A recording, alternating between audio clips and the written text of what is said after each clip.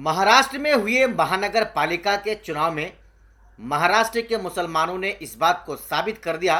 कि महाराष्ट्र के मुसलमानों का नेता समाजवादी पार्टी का अबू आसिम आज़मी नहीं बल्कि हैदराबाद के सांसद और ऑल इंडिया मजलिस इत्तेहादुल मुस्लिमीन पार्टी के बैरिस्टर सुप्रीमो असदुद्दीन ओवैसी साहब हैं। ये बात सिर्फ हवा हवाई ही नहीं बल्कि कल आए महानगर पालिका के चुनाव के नतीजे के बाद यह चीज़ें हमारे और आपके सामने जगजाहिर हो गई। हालांकि जिस बात का डर था अबू आसिम आज़मी को वही हो गया। अबू आसिम आज़मी को यह डर सता रहा था कि महानगर पालिका के चुनाव में उस इलाके में, उस गोवंडी में जहां पर अबू आसिम आज़मी का सिक्का चलता है, कहीं वहां से ओवैसी की पार्टी बाजी ना मार जाए। साथियों, ऐसा ही हुआ और जहां यानी गोवंडी में एक समय अबू आसिम आज़मी का सिक्का चलता था, आज भी अबू आसिम आज़मी वहां पर अपना दबदबा जमा रहा है, जमाता है। वहां पर एमआईएम पार्टी ने एक अजीब व गरीब कारनामा कर दिखाया। महानगर पालिका के चुनाव में ऑल इंडिया मजलिस इत्तेहादुल मुस्लिमीन पार्टी ने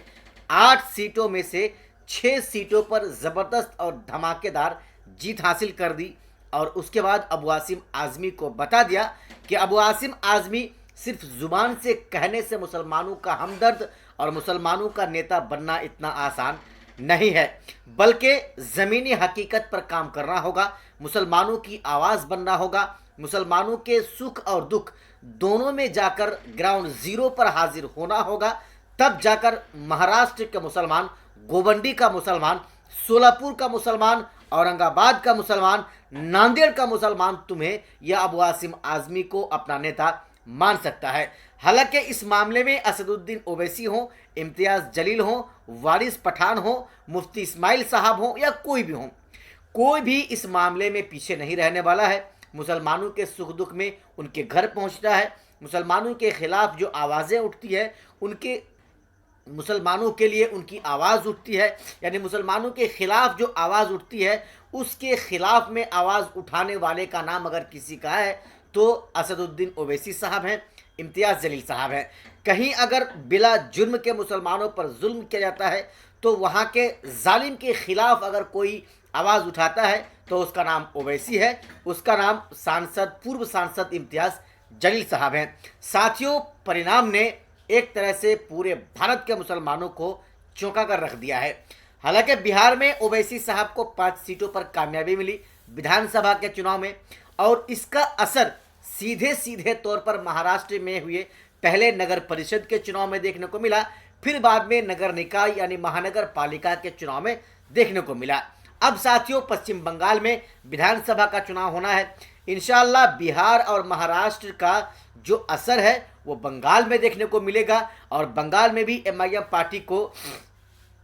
पिछले विधानसभा चुनाव में वोट तो मिला था, वोटिंग परसेंटेज तो बढ़ा था, लेकिन जो कामयाबी नहीं मिली थी, ऐसा लग रहा है कि इस बार कामयाबी मिलेगी, ऐसा अनुमान लग रहा है, ऐसा पश्चिम बंगाल के लोग बता रहे हैं। हालांकि एमआईएम पार्टी का अभी फिलहाल पश्चिम बंगाल में किसी पार्टी के साथ गठबंधन नहीं है, ना ही वो टीएमसी के साथ गठबंधन में है और ना ही वो फुरफुरा शरीफ के पीरज़ादा अब्बास सिद्दीकी आईएसएफ पार्टी के साथ गठबंधन है और ना ही जो हाल ही में जो जनता यूनियन पार्टी बनी यानी कि हुमायूं कबीर की पार्टी और ना ही उस पार्टी के साथ गठबंधन है। यानी कि बंगाल में ओवैसी की पार्टी का गठबंधन किसी पार्टी के साथ नहीं है और अभी तक किसी पार्टी के साथ गठबंधन की कोई बातें भी नहीं चल रही हैं। हालांकि साथियों, सामने यानी बस अगले महीने चुनाव का ऐलान होना है, फरवरी महीने को चुनाव के तारीखों का ऐलान होना है, तब जाकर समीकरण बदल जाएगा और समीकरण समझ में आएगा कि आखिर कौन पार्टी किसके साथ गठबंधन करके चुनाव लड़ रही है और कौन पार्टी चुनाव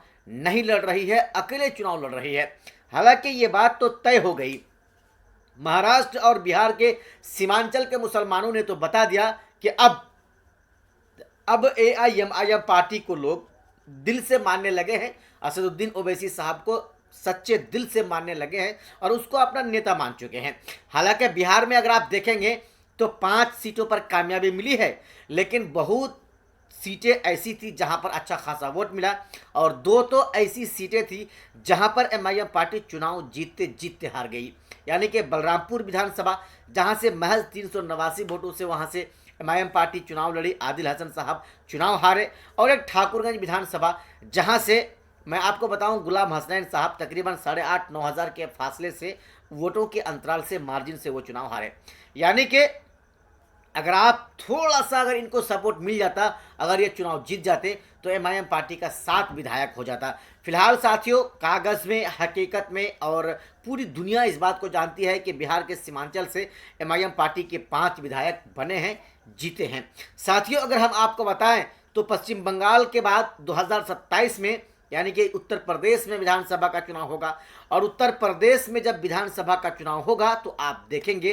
कि उत्तर प्रदेश में एमआईएम पार्टी की आंधी चलेगी, ओवैसी की आंधी चलेगी, इसमें कोई शक की बात नहीं है। बाकी साथियों अब मुसलमानों ने मान लिया है, मुसलमानों ने ठान लिया है कि ओवैसी ही मुसलमानों का नेता है, ओवैसी ही मुसलमानों का नेता होगा। लेकिन आपके दिल में क्या चल रहा है? क्या जिस तरह से मुसलमानों के अंदर ओवैसी की लोकप्रियता बढ़ रही है, क्या जिस तरह से मुसलमान लोग ओवैसी की पार्टी एमआईएम के साथ जुड़ रहे हैं, क्या ये अच्छी खबर है? क्या ये भारत के मुसलमानों के लिए अच्छी खबर है या बुरी खबर है? इस चीज़ को आप अपनी नज़रिए से कैसे देखते हैं, हमें बताएं। लेकिन साथियों फिलहाल जहाँ तक दलितों की आवाज़ की बात है, पिछड़े लोगों की आवाज़ की बात है, मुसलमानों की आवाज़ की बात है, तो सबसे पहले अगर किसी की ज़ुबान खुलती है, किसी की आवाज़ बुलंद होकर उठती है तो उसका नाम ओवैसी है, उसका नाम अकबरुद्दीन ओवैसी है, उसका नाम बिहार में अख्तरुल ईमान है। इसके अलावा अगर आप देखेंगे तो मुसलमानों के लिए कुछ नेता हैं जो बोलते हैं, लेकिन वो सिर्फ ज़ुबान से बोलते हैं,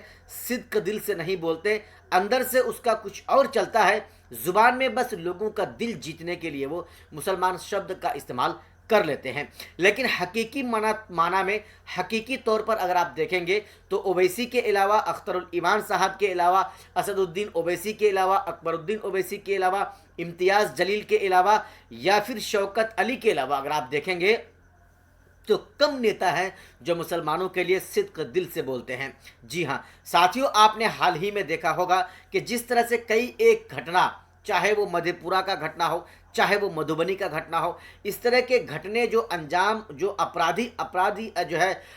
इस तरह के घटना को अंजाम दे रहे हैं, इसके विरोध में क्या किसी ने, किसी भी पार्टी का कोई नेता बोला है? नहीं बोला है और बोलेगा भी नहीं, चूँकि वो मामला आपके साथ हो रहा है, चूँकि वो मामला मुसलमानों के साथ हो रहा है, इसलिए मुसलमानों के साथ हो रहा है तो कोई नेता उसके लिए ज़ुबान खोलना मुनासिब ही नहीं समझता है। इसलिए साथियों अगर आपकी आवाज़ कोई बनता है, अगर आपकी आवाज़ कोई बनने को चाहता है तो आपको क्या लगता है, क्या आपको उसका साथ देना चाहिए या उसका साथ नहीं देना चाहिए, या फिर उसकी आवाज़ को आपको और दबा देना चाहिए? साथियों फैसला आपको करना है। 2026 में बिहार वालों ने तो काम कर दिया है, 2026 में पश्चिम बंगाल में चुनाव होना है। अब फैसला पश्चिम बंगाल के मुसलमानों को लेना है कि क्या उनको ममता बनर्जी के साथ जाना है, क्या उनको पीरज़ादा अब्बास सिद्दीकी के साथ जाना है, क्या उनको हुमायूं कबीर के साथ जाना है या फिर ओवैसी साहब के साथ जाना है। यह फैसला पश्चिम बंगाल के लोगों को लेना है, पश्चिम बंगाल के मुसलमान और दलितों को लेना है। 2027 में उत्तर प्रदेश के मुसलमानों को लेना है। बाकी आपने हमारे इस पूरे वीडियो को देखा, पूरी रिपोर्ट को सुना, सुनने के लिए आपका बहुत बहुत धन्यवाद। जय हिंद।